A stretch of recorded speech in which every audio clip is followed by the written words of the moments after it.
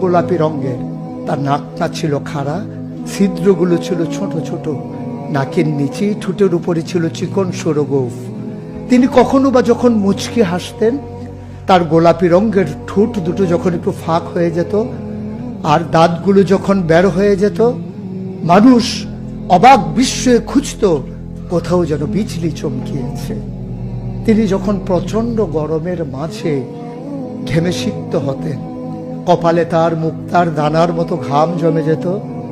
তিনি যখন দৌড়ে দৌড়ে তার বিবিদের ঘরে যেতেন, আমাদের মায়েদের ঘরে, আল্লাহ রসুল সাল্লাল্লাহু আলাইহি সাল্লাম ঘরে ঢোকার পরে মায়েরা দেখতেন কপালের মাঝে মুক্তার দানার মতো বিন্দু বিন্দু ঘাম জমে আছে। মায়েরা বলতেন, গুস্তাখি মাফ কর দিজিয়ে, বেয়াদবি মাফ করবেন, আপনি চুপটি করে একটু বসুন।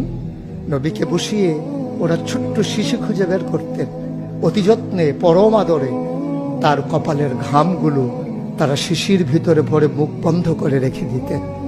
ঈদ যখন আসতো, বিয়ে যখন হতো, জমানো ঘাম তারা আতর হিসেবে ব্যবহার করতেন।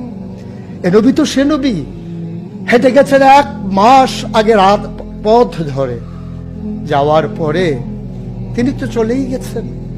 1 মাস পরে যখন আবার ওই পথ মারিয়ে কোনো এক সাহাবা যাচ্ছেন, স্থানীয় বাসিন্দা যারা রাস্তার কিনারে যাদের ঘর, তাদেরকে ডেকে বললেন, ভাইরা, এ পথ দিয়ে কি আমার নবী হেঁটে গেছে?